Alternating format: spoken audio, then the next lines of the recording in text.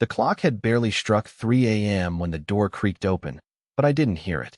I was too busy staring at the flickering light in the hallway, waiting for her. For the last few months, that light had become my only companion, casting strange shadows that seemed to grow longer with each passing night. It wasn't supposed to be this way. When Evelyn came in, she didn't even bother to take off her coat. She stood there, in the doorway, like she was waiting for something or someone to stop her from stepping further into the house. But nothing happened. No one stopped her. Not even me. I was in the kitchen, watching her. I told myself I wasn't being paranoid, that I wasn't seeing things that weren't there. But I knew. Deep down, I couldn't ignore the truth anymore. I had to know. So I waited. The past few months had been a slow drift into something unspoken between us, an uncharted sea that neither of us wanted to acknowledge. But we couldn't keep pretending it wasn't happening. The small signs, the half-empty texts on her phone, the hours spent on the couch with her back turned to me, the nights when she stayed out just a little longer than usual, all began to pile up in my head like a weight I could barely carry. I wanted to ask her, to confront her, to demand answers. But how could I? What if she didn't even know what was happening? What if I was just being insecure, overthinking things? But that night, it all came to a head. I was sitting in the kitchen when I heard the door open. Her footsteps were soft, deliberate, almost like she was trying to be quiet. But it wasn't the kind of quiet you expect from someone who's trying not to wake their partner. It was the kind of quiet you hear when someone is trying to slip into a different life, one that doesn't include you. I wasn't ready for it, but I couldn't look away. The sound of her heels tapping on the hardwood floor echoed through the house, and it hit me. The silence between us had become unbearable. We were two strangers living in the same space, pretending we still cared. But how could we care if we couldn't even be honest with each other? She had been out late again, at some friend's house, and I didn't even bother to ask who it was this time. I had asked so many times before, and the answers were always vague. And yet, I let it slide. I always let it slide. Maybe I thought things would change. Or maybe I didn't want to know the truth. As she walked past me, I caught a glimpse of her face. Her eyes were wide, filled with something I couldn't quite place. Was it guilt? Anxiety? Fear? I wasn't sure. She didn't say anything at first, but I could feel the weight of her presence in the room. The air between us was thick with tension, and neither of us knew how to break it. Then, without a word, she walked into the living room and collapsed onto the couch. She didn't even bother to change out of her clothes. I stared at her from the kitchen, my hands shaking. I could feel the words building up inside me, but I couldn't find the courage to say them. What was the point? What difference would it make? I had been waiting for a sign, for something, anything, that would help me understand what was happening to us. But as the minutes ticked by, I realized something terrifying. There was no sign, no easy answer, nothing to explain the empty feeling I had started carrying around. Then, without warning, she turned to me. "Are you okay?" she asked, her voice quiet, almost as if she was trying to gauge my reaction. But I didn't answer. I couldn't. What was I supposed to say? "No, I'm not okay. Everything's falling apart, and I don't know how to fix it." I didn't say a word. Instead, I stood up and walked toward the hallway, my feet heavy with every step. I had never felt so disconnected from her before. It was like the distance between us had grown overnight, and I couldn't bridge the gap anymore. I stopped in front of the light in the hallway, staring at the dim glow that illuminated the space between us. Evelyn had always been the light of my life, the one thing that kept me grounded. But now, as I stood there, staring at the light flickering in the hallway, I realized something. The light wasn't just in the hallway. It was in our relationship, too. But now, it was flickering, dying. And I didn't know how to save it. I had spent so long trying to ignore the cracks, to pretend that everything was fine, but the truth was impossible to escape now. Something had happened. Something that I couldn't explain. I didn't want to know the details, but I knew I had to. And the only way to find out what had really been going on was to face it head on. I couldn't wait any longer. The questions were killing me. I turned back toward her, but this time, I wasn't looking for the same person who had walked into my life years ago. No, this time, I was looking for answers. And I would do whatever it took to find them. It's strange, you know, how silence can fill a room so completely. You think it's quiet, but really, it's just heavy, waiting for something to break it. That night, the silence was almost suffocating. Evelyn hadn't said anything after I turned back toward her. She didn't have to. The tension between us was palpable. I didn't know what was worse, the fact that I knew something was wrong, or that she seemed to be doing everything in her power to avoid confronting it. I didn't want to ask the questions in my head. I didn't want to hear the answers that would tear apart the last piece of hope I had left.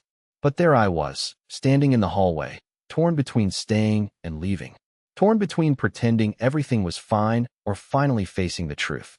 She finally broke the silence. Oliver. Her voice was soft, almost too soft, like she was testing the waters. But what came next felt like a gut punch. Why are you looking at me like that? I turned to face her, my heart hammering. She had no idea what I was going through. Maybe she didn't even care. Maybe she was too far gone. I didn't know, but the words tumbled out of my mouth before I could stop them. You don't come home on time anymore. You've been distant.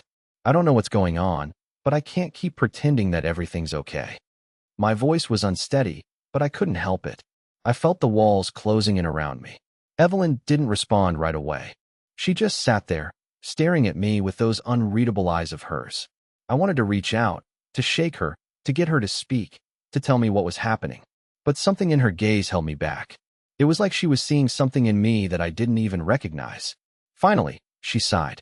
I'm just tired, Oliver. Work's been a lot. And you know how it is. I'm just trying to keep up. Her words didn't feel real.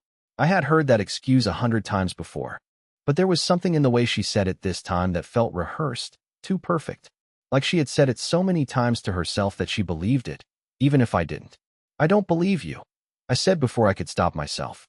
The words hung in the air, heavier than I intended. Evelyn's face didn't change, but I could see a flicker of something, regret? Guilt? I couldn't be sure. For a moment, she seemed lost in thought, as if she was debating whether or not to tell me the truth. But she didn't. Instead, she stood up abruptly, her hand brushing through her hair. I'm going to bed, Oliver.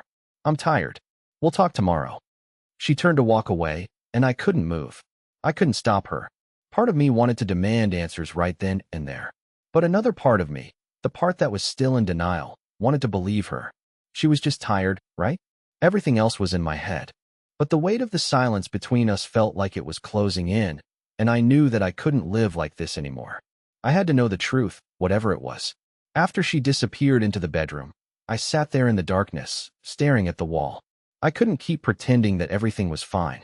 The unease I had been feeling for months had finally built up to this point, and now, I had no choice but to face it head on. I knew I had to do something.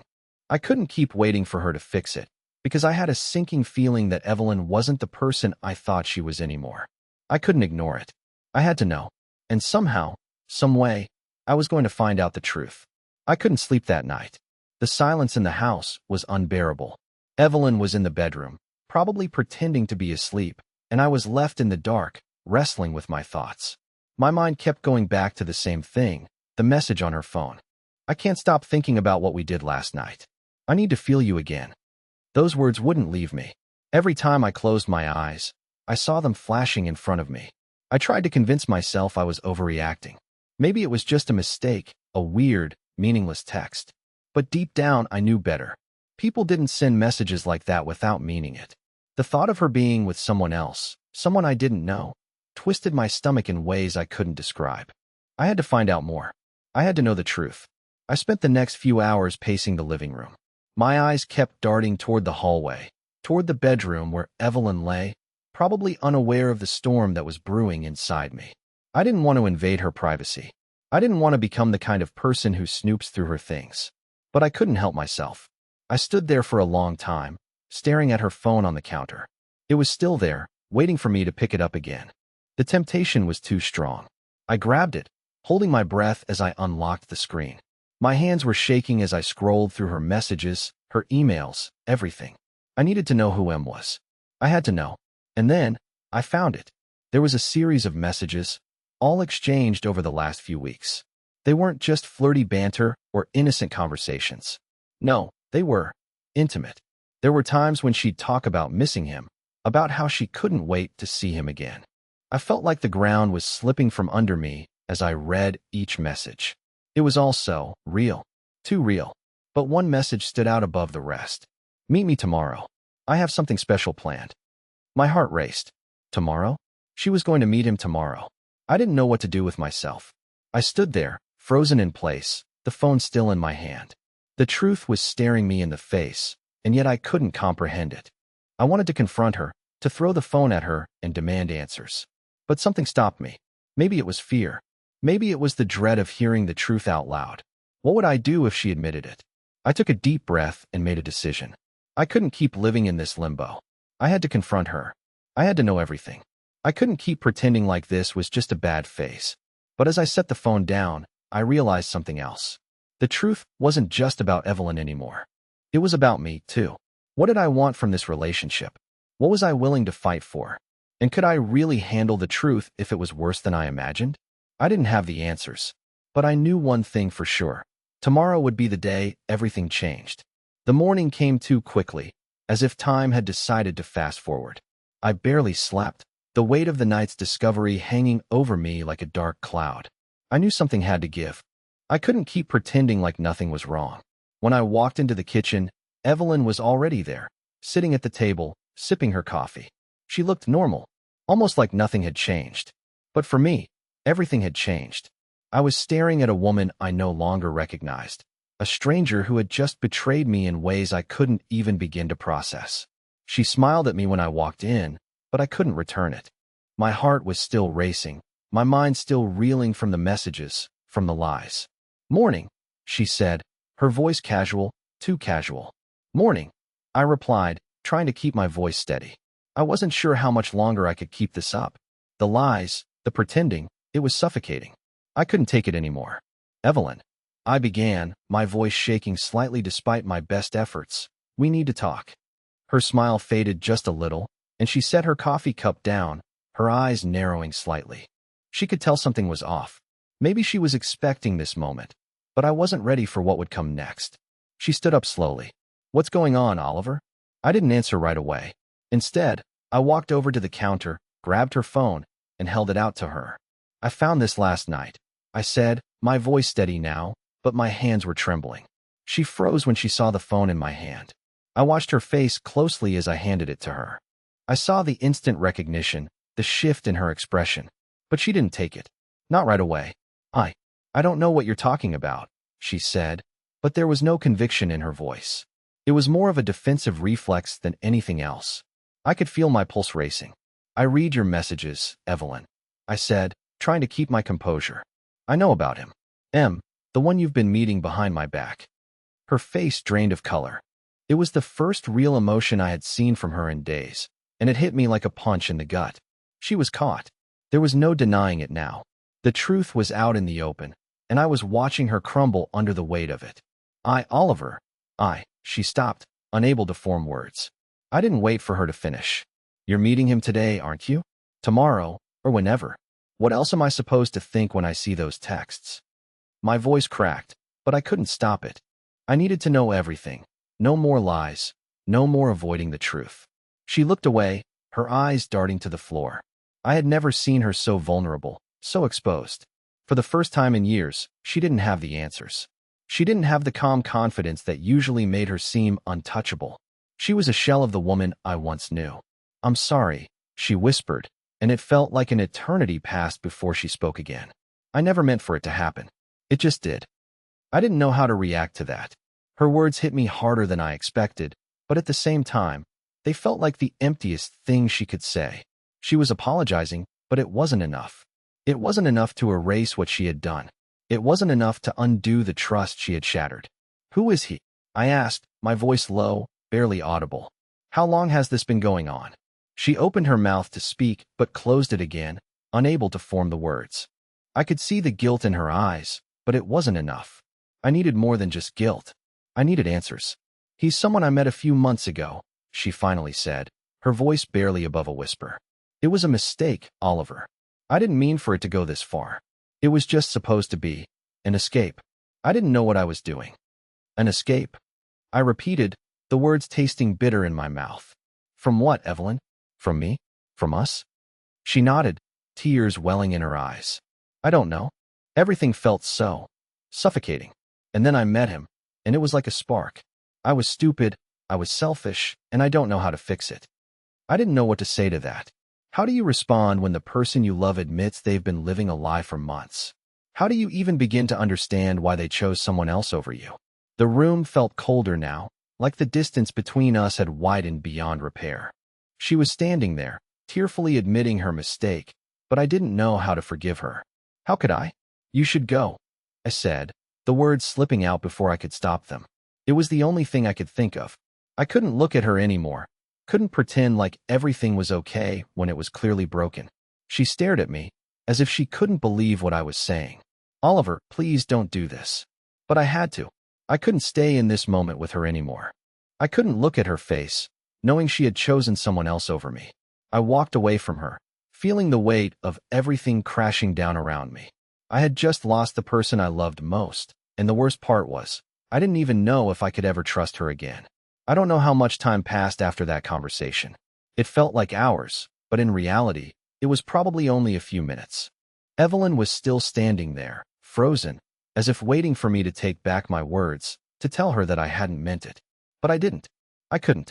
I walked to the door, my hand on the handle, and for a brief second, I thought about walking out of the house, leaving everything behind. But I stayed. I couldn't run away. Not yet. Evelyn, I need space. I don't know if I can do this, I said, my voice cracking. I need to think. I need time to figure out if this is something I can even try to fix. She looked at me like I had just punched her in the chest. The color drained from her face, and she opened her mouth as if to speak, but no words came out. She didn't know what to say, and honestly, neither did I. I didn't know if I could forgive her. I didn't know if I even wanted to try. Please, Oliver, she whispered, her voice small, desperate. I'm so sorry. I messed up. I never wanted to hurt you. I never meant for this to happen. I turned away, not wanting to hear it. I didn't want her apologies anymore. They didn't feel real. They felt rehearsed, like words she had said 100 times before, maybe even to him. The man she had been meeting behind my back. The man who had stolen a part of her that I would never get back. I left without another word. I didn't even know where I was going. I just knew I needed to get out of that house. I needed to breathe. The streets outside were cold, the air biting at my skin, but it didn't matter. I was numb to everything. My mind was a mess, my heart was shattered, and all I could think about was the truth. Everything Evelyn had done, everything she had kept from me, and how it felt like I was losing the person I thought I knew. I didn't go far. I found a bench in the park a few blocks away and sat down. I couldn't sit still, though. My mind wouldn't stop racing. What was I supposed to do now? Should I try to fix things? Or should I walk away for good? The questions were endless, but the answer didn't come.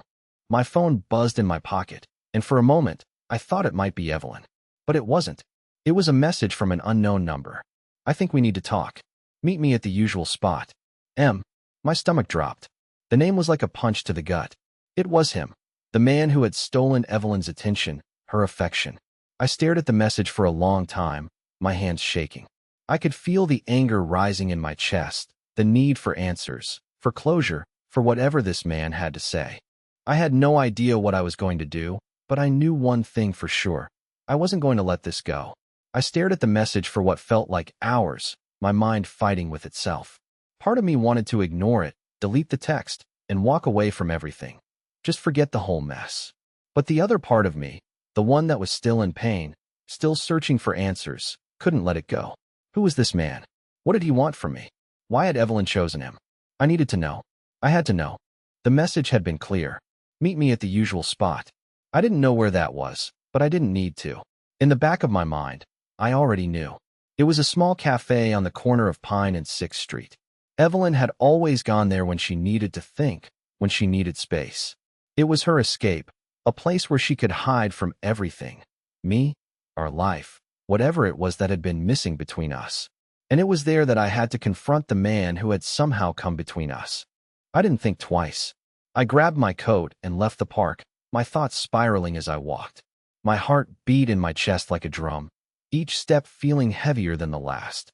I wasn't sure what I expected, but I knew this wouldn't be easy. When I reached the cafe, the door was slightly ajar, and I could see a figure sitting in the corner booth. The low light from the overhead lamps cast long shadows, and for a moment, I hesitated. I almost turned back, but something stopped me. I had to know. I pushed the door open and walked inside. The air was thick with the smell of coffee, the hum of quiet conversation filling the background. But my eyes were fixed on the man sitting alone in the booth. He didn't look up at first, but I recognized him immediately. His posture was relaxed, confident, everything I wasn't. He finally looked up, and our eyes met. There was a flicker of recognition in his gaze, but there was something else too. A certain calmness, as if this was all just a game to him. "Oliver Finch," he said, his voice smooth, almost too smooth. "I was wondering when you'd show up." I didn't say anything at first. I just stood there, trying to make sense of the situation. The anger inside me was boiling, but I knew I had to keep it together. I had to stay in control. "What do you want from me?" I asked, my voice low but steady. He didn't hesitate. "I just thought you'd like to hear the truth. I thought you deserved that much." The word stung, but I didn't let it show. "The truth." I repeated. "What truth?" He leaned back in his seat, his hands clasped together in front of him. "The truth about Evelyn. About what she really wanted." My stomach churned. I wasn't sure if I was ready to hear it, but I needed to know. I needed to hear it from him, the one who had been playing this twisted game behind my back. "You're the one who's been meeting her, aren't you?" I asked, my voice barely above a whisper. "You're the one she's been hiding." He didn't flinch. Instead, he smiled, like he'd been waiting for me to figure it out. "I've known her for a while. We've been seeing each other for months. But it's not what you think." I could feel my pulse quicken. "Not what I think. Then what is it?" I couldn't keep the frustration out of my voice. He shrugged. "You and Evelyn have been living in a shell of a marriage for a long time. She was lonely. She wanted something real. Something exciting." His words hit me like a slap. Loneliness. That's what she had been feeling all this time. While I was there, trying to make things work, she was searching for something else. For someone else? "I'm not the bad guy here," he said, his voice almost too calm. "I didn't make her come to me. I didn't twist her arm. She came to me because you weren't there when she needed you." I could feel the heat rising in my chest, the anger threatening to boil over. "Don't you dare try to make this about me." I spat. "You knew what you were doing. You knew she was married." He didn't flinch. "I didn't force her into anything. But you never saw her. You never really saw her, did you? She was a ghost in your life, and she needed more than what you were giving her." I stood there, my hands clenched into fists, trying to keep control. "So what now?" I asked, my voice shaking with rage. "You want me to just walk away? Let you take her from me?" His gaze softened slightly, but his voice remained calm. "I'm not asking you to walk away, Oliver. I'm just telling you that things have already changed. And you can either accept that or keep fighting a battle that's already been lost." I didn't know how to respond. What could I say? He was right in a way. Evelyn had already made her choice, hadn't she? I stood there, frozen, unsure of what came next. And as I stared at this man, the one who had taken everything from me, I realized something else. This wasn't just about her. This was about me, too. My mistakes, my failures. The things I hadn't seen, the ways I had let her slip away. And now, it was too late. I didn't know what to do with myself. I had been standing there, face to face with the man who had been the source of my worst nightmare. And yet, there I was, completely paralyzed. His words were still echoing in my mind, each one like a jab to my chest. "You never really saw her," he had said. It hit harder than I expected. Maybe he was right. Maybe I had been too focused on my own world, my own issues, to realize what was slipping through my fingers. For a moment, I just stood there, staring at him, trying to make sense of everything. I wanted to shout at him, throw the table over, demand that he leave and never come near her again. But I couldn't. The anger inside me felt useless, pointless. He wasn't the one who had betrayed me. Evelyn was. I sat down across from him, my legs feeling like jelly. "So what happens now?" I asked, my voice quieter than I intended. "What do you want me to do with all of this?" He leaned forward, his eyes intense. "I don't want you to do anything, Oliver. You've got to decide what you want. You can go back home and pretend that everything is fine, or you can face the truth and start moving on." I felt sick to my stomach. Moving on? From her? From the woman I loved? He saw my reaction and smirked, as if he had already won. "You've been blind for too long. Evelyn needed something more than you could give her. She found it with me." That was it. His words stung, but it wasn't just the words. It was the realization that I had failed her, that I hadn't seen the emptiness in her eyes when she came home every night. I hadn't listened when she needed me most. The anger began to rise again, this time aimed at myself. How could I have let it get this far? I didn't even know she was unhappy. I muttered, mostly to myself. Exactly, he replied, his voice dripping with condescension. She didn't want to tell you. She didn't want to hurt you. But sometimes, it's easier to keep the truth hidden than to face it. The weight of his words was suffocating. I wanted to run, but I couldn't. I needed something, anything, to make sense of the mess that my life had become. I need to see her, I said suddenly, standing up from the table. He didn't stop me. You're not going to get the answers you want, Oliver, he warned, his tone colder now. She's made her choice. You can't change that. But I had to try. I had to hear it from her. I had to know why. Without another word, I left the cafe, my mind clouded with doubt. But one thing was certain. I couldn't walk away until I understood everything, even if it meant facing the pain head-on. I didn't know what I was hoping for when I walked back through the front door of our house. It felt different now, empty in a way that I hadn't noticed before. The walls that once felt warm with memories now seemed cold and distant, as if the house itself had become a reflection of the brokenness between us. Evelyn was sitting on the couch, her hands clasped tightly in her lap. She didn't look up when I walked in. The silence between us was deafening. I took a deep breath, steeling myself for whatever came next. I didn't know what I expected from this conversation, but I knew I had to have it. There was no running away from it anymore. Evelyn, I said quietly, I saw him. I know everything. She looked up at me, her eyes filled with regret and something else, guilt, maybe. She opened her mouth to speak, but no words came out. The air between us was thick, heavy with all the things we'd left unsaid. Tell me the truth, I whispered, my heart pounding. What happened? Why didn't you tell me? She looked down at her hands, struggling to find the words. Finally, she spoke, her voice barely above a whisper. I didn't know how to tell you, Oliver. I didn't want to hurt you. I was confused, lost. I felt like I was drifting away from you, and instead of talking to you, I made a terrible decision. I'm so sorry. I could feel my heart breaking all over again, but there was something different this time. Something in the way she spoke, the way she finally admitted the truth. There was no more hiding, no more excuses. She was here, facing the consequences of her actions. I wasn't there for you when you needed me, I said softly. I was too focused on my own problems to see that you were slipping away. I should have listened. She shook her head, her eyes filled with tears. No, Oliver, this isn't just on you. I let myself get lost in all of this. I didn't speak up. I didn't try to fix things. We sat there for a long time, the silence now comfortable, the air between us lighter than it had been in weeks. I didn't have all the answers, but for the first time in a long time, I felt like we were on the same page. I don't know if we can fix this, I said honestly, my voice quiet. But I'm willing to try. I still love you, Evelyn. I'm not giving up on us. She looked up at me, tears streaming down her face. I don't deserve your forgiveness, but I'm willing to do whatever it takes. I want to fix this. I want us to be us again. And in that moment, I realized that maybe, just maybe, we could rebuild what had been broken. It wouldn't be easy. It would take time, effort, and a lot of hard conversations. But we could start over. We could heal. I took a step toward her, reaching out for her hand. She didn't hesitate this time. She took it, her grip tight, like she was afraid I might slip away again. We didn't have all the answers. We still had a long road ahead of us. But for the first time in a long time, we were in this together. And that, in itself, was a start. And as I sat there, holding her hand, I realized that sometimes the hardest things in life can lead to the most unexpected and beautiful beginnings. The end, or maybe just the beginning.